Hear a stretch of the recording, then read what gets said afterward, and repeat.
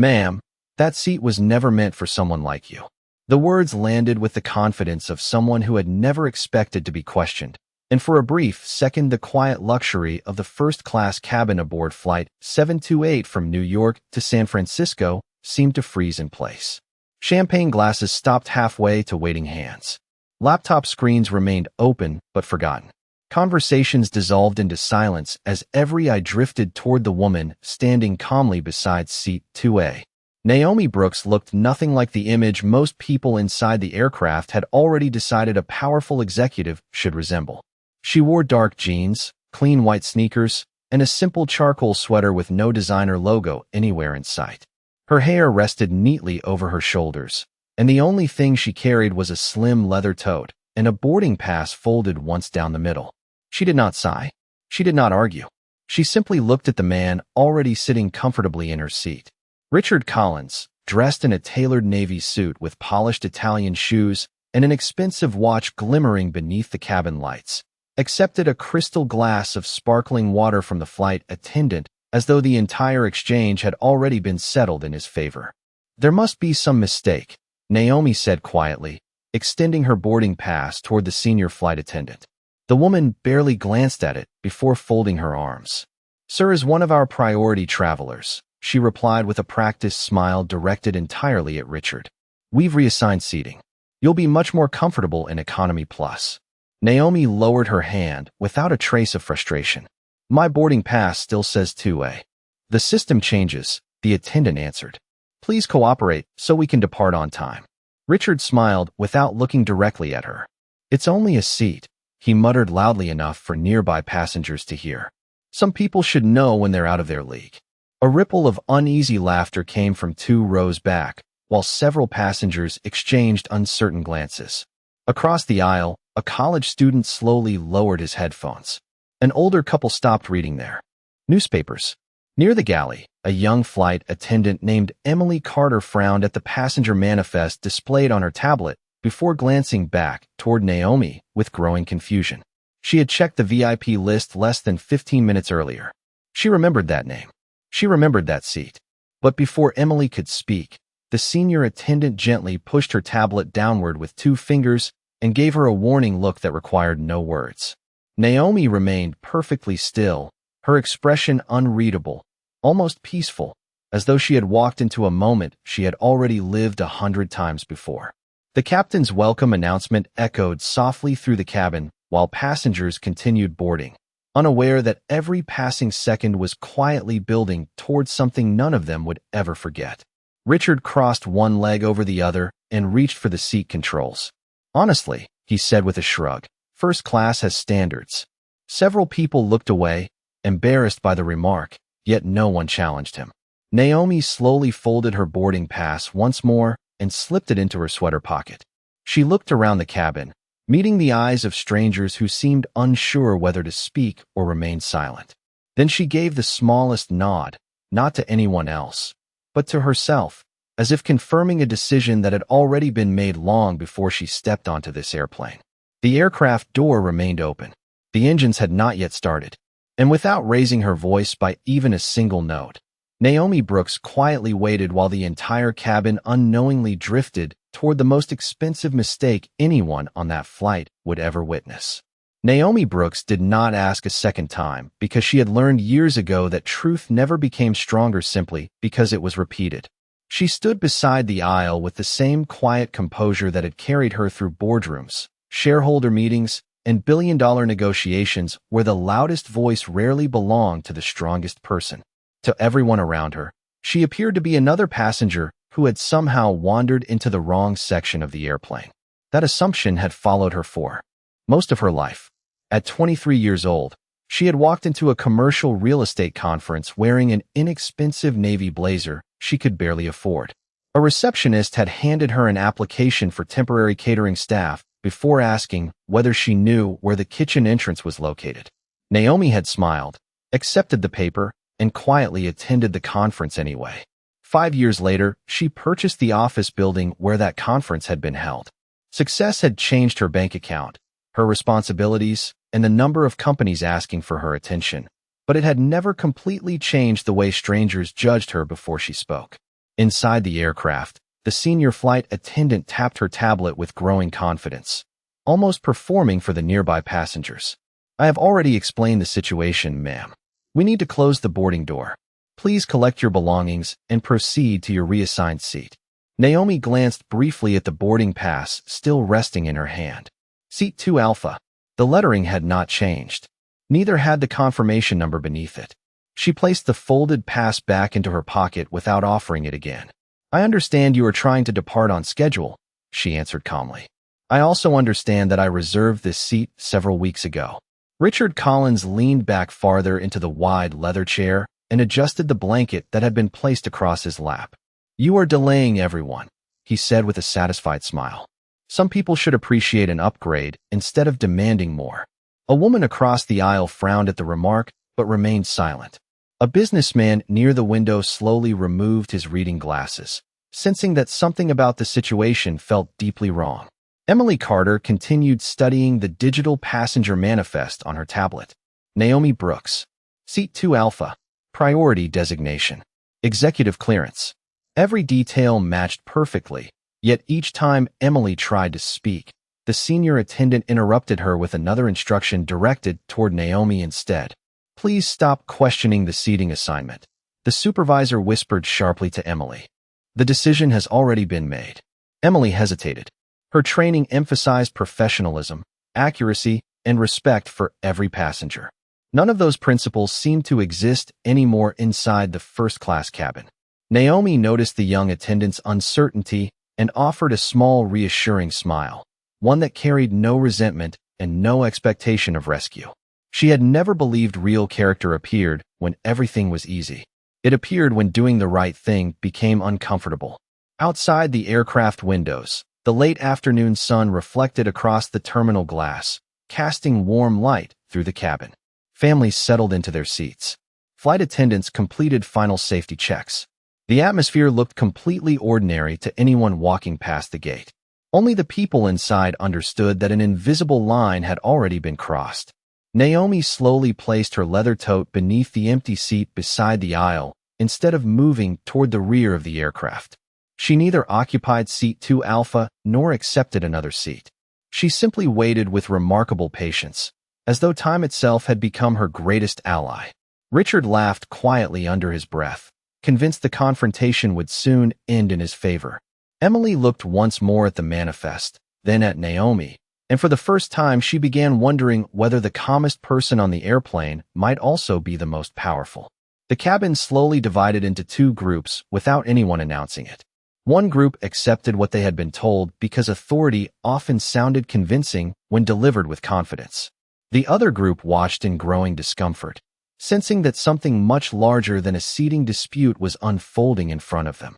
The senior flight attendant straightened her uniform and stepped closer to Naomi Brooks with the polished smile reserved for difficult situations. Ma'am, this is your final opportunity to cooperate before we involve airport operations. Her voice remained pleasant, but every word carried the unmistakable weight of a warning. Naomi met her eyes without the slightest trace of anger. I have cooperated from the moment I boarded, she answered. I presented my boarding pass. I answered your questions. I have remained respectful. I am simply waiting for someone to explain why another passenger was given my assigned seat. The question lingered in the air unanswered. Richard Collins let out a soft laugh as he accepted a warm towel from another crew member. You are making this far more dramatic than it needs to be, he said. Everyone here can see the obvious solution. He gestured casually toward the rear of the aircraft. There are plenty of comfortable seats back there. Naomi looked toward him for the first time since boarding. Comfort has never been the issue, she replied. Fairness is. Several passengers exchanged quiet glances. A middle-aged attorney traveling to California closed the legal brief he had been reviewing and leaned into the aisle. Excuse me, he said carefully. If her boarding pass shows this seat, perhaps someone should verify the record before asking her to move. The senior attendant forced another smile. Thank you, sir. We have already handled the matter internally. Emily Carter felt her heartbeat quicken as she looked again at the digital manifest. Nothing had changed. Naomi Brooks still appeared as the confirmed occupant of Seat 2 Alpha with executive priority status highlighted beside her name. Emily discreetly refreshed the screen, believing there must have been a technical delay. The information remained exactly the same. She stepped closer to her supervisor and spoke softly enough that only the crew could hear. I believe there has been an error. The reservation is valid. The supervisor did not even look at the screen. Drop it, Emily, she whispered firmly. The decision has already been made. Emily lowered the tablet, but doubt had already settled deep inside her. She had joined the airline because she believed every passenger deserved to be treated with dignity regardless of appearance, occupation, or background. Standing only a few feet from Naomi, she realized those values were now being tested more than any training manual could have prepared her for. The boarding door remained open as gate agents exchanged puzzled looks through the aircraft entrance. Departure time was approaching, yet the cabin remained frozen by a conflict that refused to disappear. Richard adjusted his jacket and smiled toward a nearby passenger. Some people simply do not know when they have lost, he remarked confidently. Naomi heard every word, yet her expression remained composed. She rested one hand lightly on the back of the empty seat beside her and calmly observed the faces surrounding her. Some reflected uncertainty. Others reflected embarrassment. A few revealed quiet sympathy. None of them realized they were witnessing a decision that would soon travel far beyond the walls of a single airplane. Emily tightened her grip on the tablet and silently reached a conclusion of her own. If nobody else inside the cabin was willing to question what was happening, then eventually she would have to. Emily Carter finally took one careful step forward, holding the tablet close enough that only the senior flight attendant could see the screen. I need you to look at this, she said quietly. The passenger manifest still lists Naomi Brooks as the confirmed occupant of Seat 2 Alpha. There is no reassignment.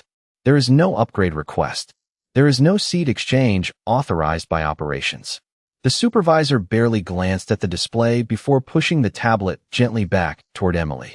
You are new, she answered in a low voice. Sometimes experience matters more than what a screen says. Emily looked down once more.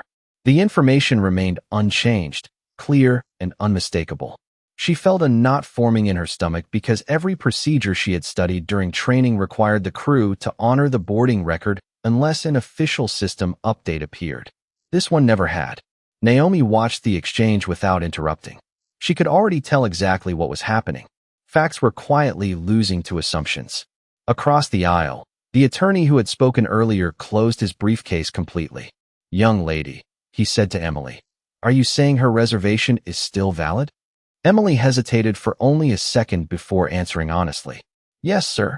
That is exactly what I am seeing. A wave of murmurs spread through the first-class cabin. Several passengers exchanged surprised looks. Richard Collins shifted slightly in Seat 2 Alpha, no longer appearing quite as comfortable as before. Computer systems make mistakes, he said with a dismissive laugh. That does not mean we should delay an entire flight over one misunderstanding.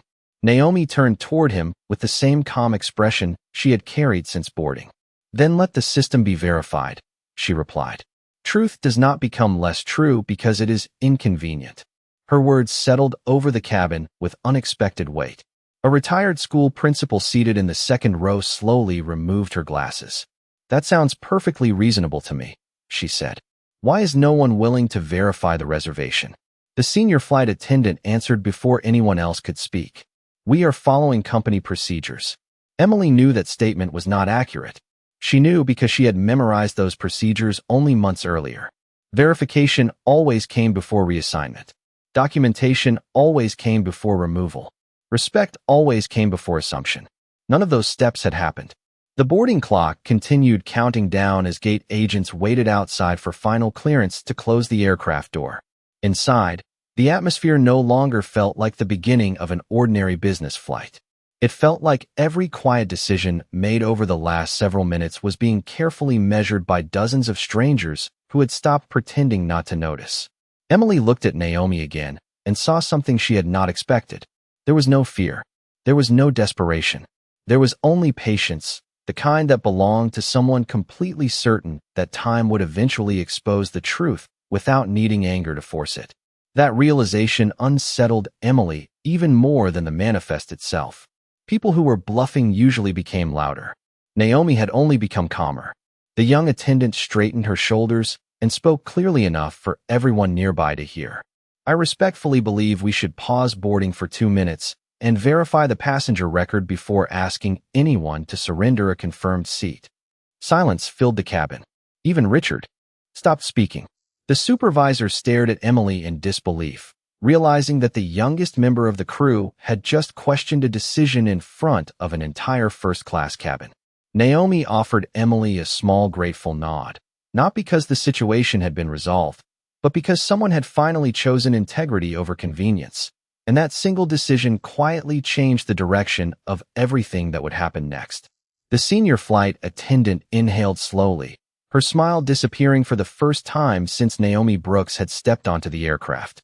She looked toward the boarding door, then back toward the first-class cabin, calculating whether time or authority would solve the problem first.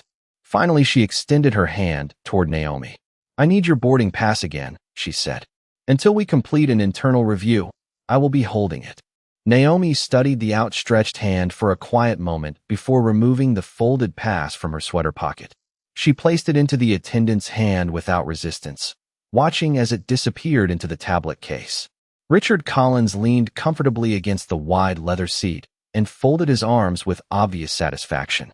"Now we are getting somewhere," he remarked. "People should cooperate instead of making scenes." Naomi turned her eyes toward him. "Returning a document is cooperation," she replied softly. "Surrendering dignity is something entirely different." The words settled over the cabin like a weight no one could ignore. Emily Carter lowered her gaze, feeling the tension rise with every passing second. She wanted to speak again, but she also understood that every sentence she offered now carried consequences for her own career. Outside the windows, baggage carts rolled across the ramp while the evening sun reflected against the polished fuselage. Everything beyond the cabin continued as though nothing unusual had happened. Inside, time felt suspended. Naomi rested one hand lightly against the empty seat beside her, and, for a brief instant, another memory returned with remarkable clarity. She was 26 years old, standing at another boarding gate after closing the largest business deal of her young career. She had arrived early, carried a valid first-class ticket, and dressed almost exactly as she did now. A gate agent had looked past her to greet 3 white executives who arrived several minutes later, assuming they belonged in the premium cabin, while asking Naomi whether she had accidentally entered the priority boarding lane. She remembered the embarrassment far more vividly than the words themselves. She had quietly stepped aside that day, convinced that success alone would eventually erase assumptions. Decades later, she understood something much deeper. Wealth could change a balance sheet. It could not always change another person's first impression. The memory faded as quickly as it had appeared. Naomi returned her attention to the present without the slightest change in expression. Across the aisle, the retired school principal slowly stood. "I have traveled for more than 40 years, she said calmly. "I have seen delays caused by weather, mechanical inspections, and medical emergencies. I have never seen a passenger lose a confirmed seat without anyone verifying the record." A businessman seated behind her nodded in agreement. "Neither have I," the senior attendant answered with increasing firmness. "Ladies and gentlemen, we appreciate your patience, but this matter is being handled according to company procedures." Emily felt those words strike harder than before because she knew they were still untrue. Every page of her training manual echoed in her mind. Verify first. Decide second. Respect always.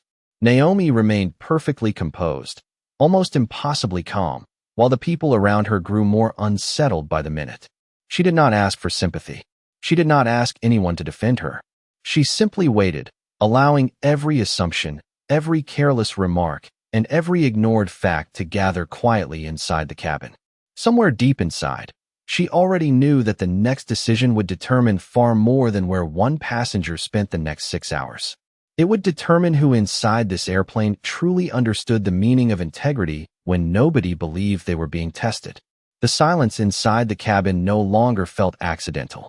It had become deliberate, as though every passenger sensed they were standing at the edge of a moment that would define far more than a delayed departure. Naomi Brooks glanced briefly toward the cabin door, then reached into the side pocket of her leather tote and removed a slim black phone. She did not unlock it immediately. She simply held it in one hand while the senior flight attendant watched with visible impatience. If you are calling someone to complain, the supervisor said, customer relations will gladly assist you after we land. Naomi looked up with quiet confidence. I am not calling customer relations. She unlocked the screen, selected a single contact, and lifted the phone to her ear. The call connected before the second ring. Good afternoon, Ms. Brooks, a calm voice answered. This is Claire. Naomi spoke as naturally as though she were confirming a meeting already scheduled. Claire, please release decision 940. There was no hesitation on the other end. Confirmed. Shall I activate executive protocol? Yes, Naomi replied. Document everything from the moment I boarded the aircraft. Include the seating reassignment, the passenger manifest, and every employee involved in the authorization chain. Claire answered immediately. Already in progress. The investment committee has been notified. The $940 million authorization will remain on hold until you provide final approval. Naomi thanked her and ended the call without another word. The conversation had lasted less than 30 seconds. Richard Collins laughed softly. $940 million, he repeated with obvious amusement. That is quite an imagination. A few passengers smiled uncertainly, unsure whether they had just witnessed an empty bluff or something much more significant. Emily Carter did not smile at all. She had noticed something different. Naomi never exaggerated. Every sentence she had spoken since boarding had been measured, precise, and remarkably calm. People inventing stories usually added details. Naomi had offered almost none. The retired school principal looked toward Richard. She certainly does not sound like someone pretending. Richard shrugged. Anyone can make a phone call. Naomi calmly slipped the phone back into her tote. That is true, she answered. What matters is who answers. Those 7 words settled over the cabin with unexpected force.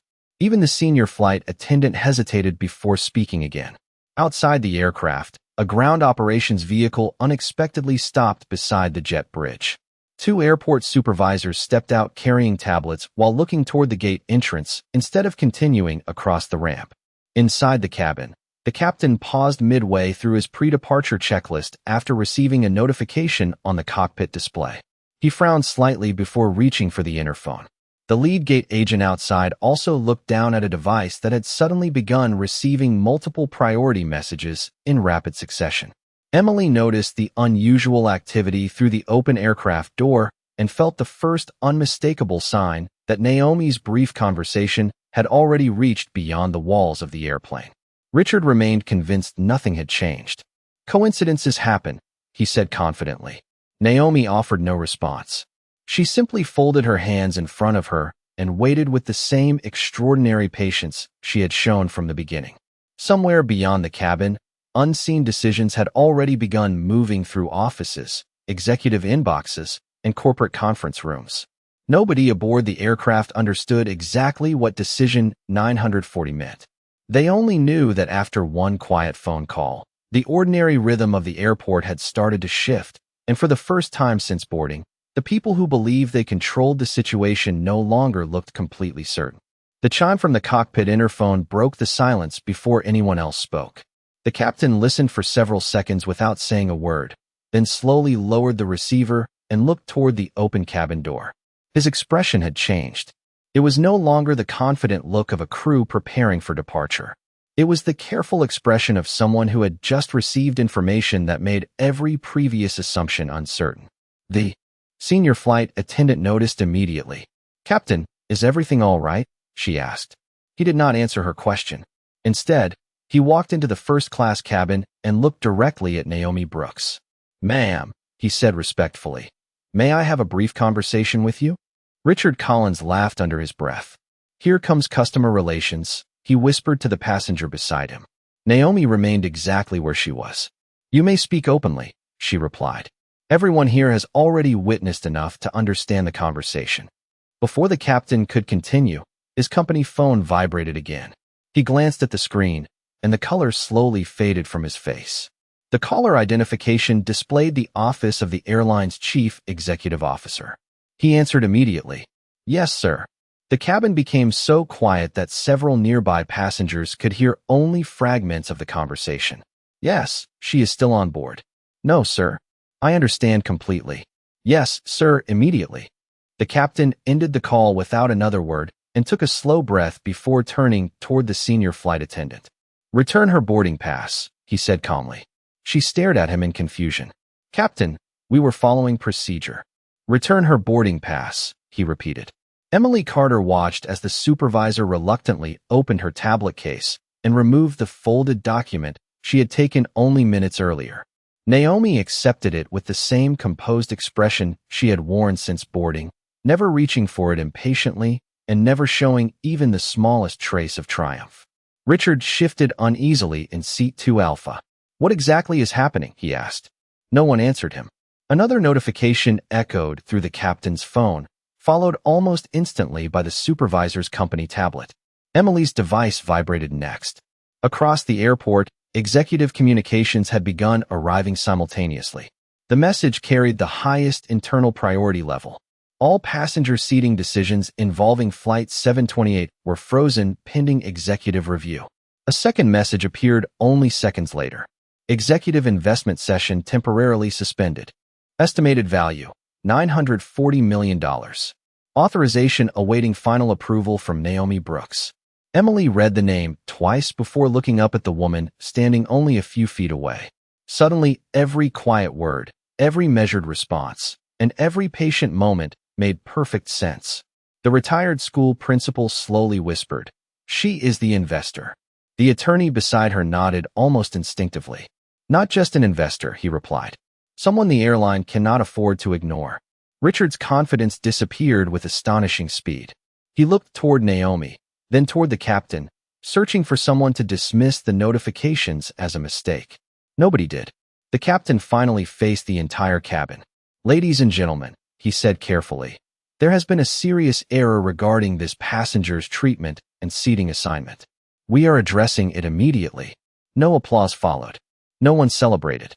The silence that filled the first-class cabin carried far more weight than any reaction could have. Moments earlier, people had assumed Naomi Brooks did not belong in seat 2 Alpha. Now they realized an entire airline had been waiting for her decision before moving forward with one of the largest financial commitments in its history, and every careless judgment made inside that cabin suddenly echoed much louder than anyone had imagined. No one moved for several long seconds because every person inside the cabin understood that the balance of power had shifted without a single raised voice. The captain stepped toward seat 2 Alpha and looked directly at Richard Collins. "Sir," he said professionally, "I need to ask you to gather your personal belongings. This seat has always belonged to Ms. Naomi Brooks." Richard blinked twice, convinced there had to be another explanation. "There has to be some misunderstanding," he replied. "I was escorted here by your own crew." "You were," the captain answered. "And that decision has now been officially reversed." Richard slowly stood, his earlier confidence replaced by visible uncertainty. He looked toward the senior flight attendant, expecting support, but she avoided his eyes entirely. Her company tablet vibrated again. She unlocked the screen, and her expression changed immediately. An internal notification informed her that her access to passenger reassignment privileges had been suspended pending an executive compliance review. Another message instructed her to remain available for interviews with the corporate ethics office before reporting for another assignment. Emily Carter received a separate notification only moments later. She had been directed to prepare a factual incident report because executive leadership specifically requested her observations from the beginning of the boarding process. Emily quietly looked toward Naomi, realizing that honesty had become the most valuable decision she made all day. The senior flight attendant slowly handed Naomi her boarding pass with both hands. "Ms. Brooks," she said carefully, "I owe you a sincere apology." Naomi accepted the document without hesitation. "An apology matters," she replied gently. "What matters more is learning why this happened before it happens to someone else." Those words settled over the cabin more deeply than any accusation could have. The retired school principal smiled quietly, while the attorney beside her nodded in thoughtful agreement. They had expected anger. Instead, they witnessed accountability. Richard collected his briefcase and stepped into the aisle. Before walking away, he looked toward Naomi with obvious embarrassment. "I accepted something that was never mine," he admitted quietly. Naomi met his eyes without resentment. "The seat was only part of the problem," she answered. The greater problem was how quickly everyone believed I did not belong in it. Richard lowered his head, unable to argue with the truth. The captain personally invited Naomi to take her rightful place in seat 2 Alpha. She placed her leather tote beneath the seat, adjusted nothing except the seat belt, and settled into the chair as calmly as though the previous 30 minutes had never happened. There was no celebration. No applause filled the cabin. The silence itself had become the loudest response. Emily remained standing near the galley, finishing the first lines of her report while carefully recording every detail exactly as it had occurred. She understood that policies could always be rewritten, but character revealed itself only when nobody expected to be examined. Outside the aircraft, the jet bridge remained connected while executive leaders coordinated their internal review.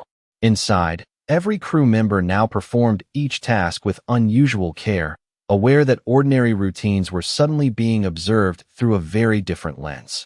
Naomi quietly looked out the window toward the fading evening light beyond the terminal. Her phone rested silently inside her tote. She had not mentioned her title. She had not described her company. She had not reminded anyone that $940 million still waited for her approval. She simply occupied the seat that had belonged to her from the beginning, allowing fairness, rather than pride, to take its rightful place before the aircraft was finally ready to continue its journey. The aircraft door finally closed with a quiet mechanical sound that seemed almost symbolic, as though one chapter had ended before another had begun. The captain welcomed the passengers once more, his voice noticeably more deliberate than before. This time he paused before adding one final sentence. On behalf of our entire crew, we sincerely apologize for the experience one of our passengers faced today. Respect is a responsibility we owe every person who boards this aircraft. No one interrupted him. The engines slowly came to life as the airplane pushed back from the gate. Naomi Brooks looked through the window as the terminal lights drifted across the glass. Only after the aircraft began moving did her phone vibrate once inside her leather tote. She answered quietly. "Claire."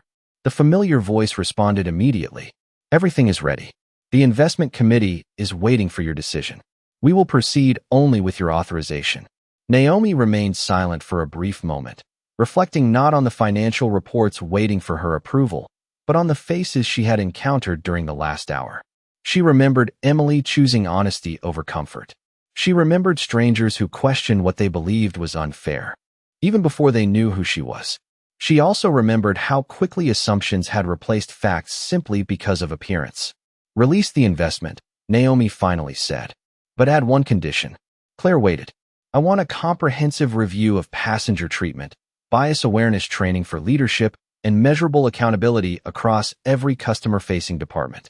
Investments should strengthen companies, not simply their balance sheets." Claire answered without hesitation. "Understood. I will notify the board immediately." Naomi ended the call and quietly placed the phone back into her tote. The retired school principal smiled warmly from across the aisle. "You could have walked away," she said softly. "Many people would have." Naomi returned the smile. "Walking away would have protected only me. Fixing the problem may protect someone I will never meet." Emily Carter overheard those words while completing the final section of her incident report. She realized she would remember them long after the flight ended. They sounded less like a response to one difficult afternoon and more like a principle for an entire career. Richard Collins remained several rows behind in his reassigned seat, staring quietly out the opposite window. Before landing, he asked a flight attendant to deliver a handwritten note. Naomi unfolded the small piece of paper and read only one sentence. "I judged you before I knew you, and I will remember that mistake for the rest of my life." She folded the note carefully and slipped it into her tote without another word. Some lessons did not require a reply. As the airplane climbed above the clouds, the golden light of the setting sun spread across the cabin, softening every face it touched. Titles disappeared. Expensive watches disappeared. Designer suits disappeared. At 35,000 feet, every passenger depended on the same aircraft, breathed the same air, and traveled toward the same horizon. The difference had never been wealth or status. It had always been character. Naomi closed her eyes for a quiet moment, grateful not because she had reclaimed a seat, but because the truth had finally occupied one as well. She had never raised her voice. She had never demanded special treatment. She had simply refused to surrender her dignity. And in the end, the most valuable lesson on that flight was not that a $940 million decision could silence an entire cabin. It was that respect should never depend on clothing, assumptions, or the color of someone's skin. Real leadership begins the moment we choose to see another human being before we decide who we think they are, because dignity is never earned by appearances. It belongs to every person before they speak a single word.